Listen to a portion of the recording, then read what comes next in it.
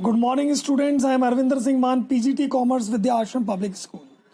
Now, today we will take on chapter number 2, the financial statement analysis. Now, from Analyze of Financial Statement textbook from DK Goyal. Now, it's a part D. Now, today, what is the meaning? The financial statement represents a mass complex data. In a very little, it's revealed about liquidity, solvency, profitability of the business. In financial analysis, the data given in financial statement classified in a simple group. Comparison of the various groups is made with the one another to pinpoint the strong points and weaknesses of the business. अब financial statement है गागर में सागर, यानी कि छोटे रूप में अपने पूरे बिजनेस को दिखाना, उसको डाटा उसको क्लासिफाई करना, सिंपल बनाना, वेरियस ग्रुप्स में अलग अलग बांटना, बिजनेस के स्ट्रॉन्ग पॉइंट्स और वीकनेसेस को दिखाना, तो ये एक तरीका होता है.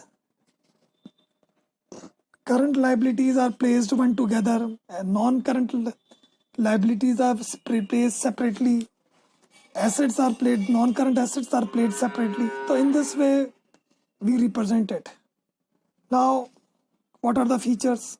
The present the complex data, जो मुश्किल डाटा है उसको simple banana.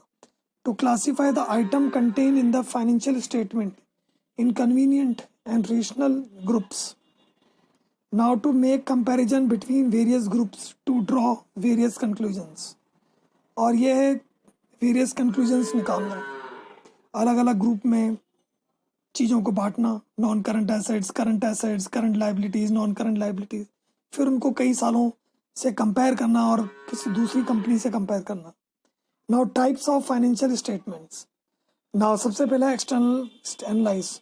This analyse is made by the parties who were outsiders for the business. These parties are investors, banks, financial institutions and creditors, government agencies, researchers. These parties do not have access to the detailed internal record of the business, but hence their analysis is based almost entirely on the published financial statement.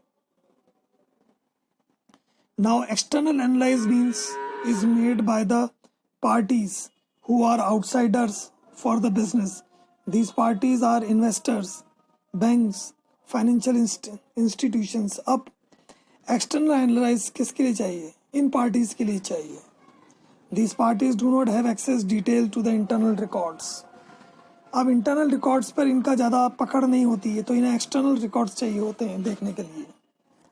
Now internal analyse this made the access to the internal records of the business. अंदर के records को देखने के लिए ये महत्वपूर्ण होते हैं, और ये होते हैं ओनर्स के लिए और मैनेजमेंट के लिए बहुत ज़रूरी होता है. Now horizontal analyse. The type of analyse the financial statement for number of years are reviewed and analyse the figures 2 or more years contained in such a way that the figures are placed side by side to facilitate comparisons.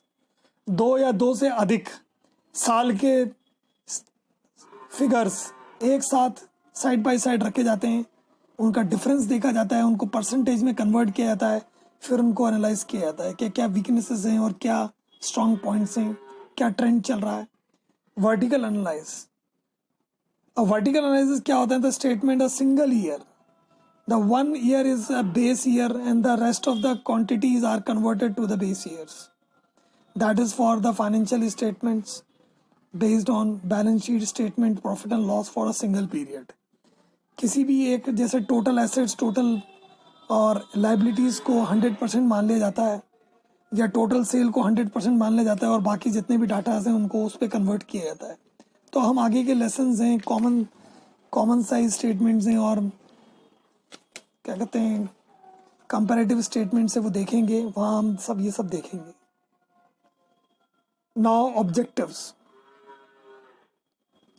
Now objectives or the purpose of financial analysis to measure the earning capacity of the profitability. Now the two, अब to overall objective of the business is to earn the satisfactory return on the funds. जो funds हमने company में लगाया है या partnership में लगाया है, तो उसका रिटर्न हमें कितना मिल रहा है ये भी हमें देखना चाहिए। तो वो उससे पता चलता है कि कंपनी की या पार्टनरशिप की फर्म फाइनेंशियल पोजीशन कैसी है। और हम ये पता नहीं लगाएंगे तो हम ये साबित करना बहुत मुश्किल होता है कि हम प्रॉफिट कमा रहे हैं, लॉस कमा रहे हैं बिजनेस के अंदर, और कितना हमने इन्वेस्ट किया है और कितना हमें एक्सपेक्टेशंस हैं। The measure of to solvency, the measure to solvency means it can be ascertained from the financial that we are in the position to pay the short term loans and the long term loans। हम बड़े बड़े loans चुका सकते हैं, liabilities चुका सकते हैं, नहीं चुका सकते हैं, शॉर्ट टर्म लाइबिलिटी चुका सकते हैं। तो इसके लिए ज़रूरी है लिक्विडिटी रेशियो और क्विक रेशियो पता लगाना, डेट इक्विटी रेशियो पता लगाना। तो आगे के लेसन्स में हम देखेंगे, जब हम रेशियोज़ पढ़ेंगे, अकाउंटिंग रेशियोज़ पढ़ेंगे, तो वहाँ देखेंगे द फाइनेंशियल स्ट्रेंथ का पता लगाना कि the financial analyse to access the financial position of the business. The funds are required for the purchase of the new machinery and equipment will available for the internal sources now based on the current reputation of the business to make comparative and study with the other firms. दूसरी firms के साथ हम compare कर सकते हैं अगर हमारे पास systematic records है तो।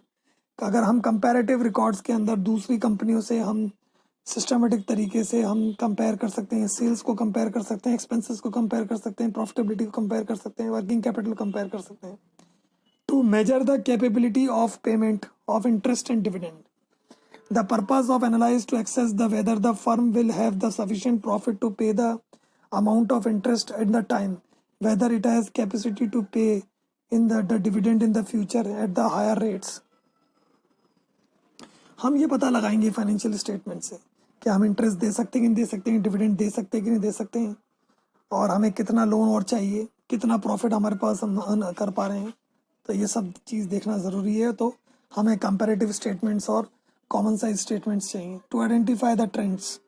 सेल्स की क्या ट्रेंड है, कॉस्ट की क्या ट्रेंड्स है, प्रॉफिट्स की क्या ट्रेंड्स हैं, हमारे जो एक्सपेंसेस हैं, जो एक्सपेंसेस का जो ब्रेकअप है उनके क्या ट्रेंड्स हैं। और ये जब भी पता लगाया जा सकता है तो हमारे पास कॉमन साइज स्टेटमेंट और कंपैरेटिव स्टेटमेंट्स हो। टू जज the efficiency of the management, the purpose of financial analyse to जज the financial position adopted by the management. हमने क्या फाइनेंशियल पॉलिसी को अपनाया है, ये मैनेजमेंट कैसे पता लगाएगा, ये पता लगाएगा स्टेटमेंट अगर होंगे तो हम आराम से पता लगा लेंगे।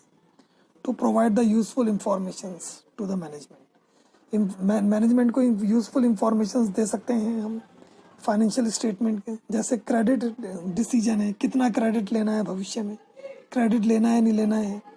डिविडेंड डिसीजन है, हमें कितना डिविडेंड देना है, डिविडेंड देना है नहीं देना है, कितना देना है, कितना कम देना है। ट्रेंड्स क्या हैं हमारे बिजनेस के, हमारी सेल्स और प्रॉफिट्स के क्या ट्रेंड्स हैं, कॉस्ट के क्या ट्रेंड्स हैं। तो इस तरह की बातें हैं वो हम पता लगा सकते हैं।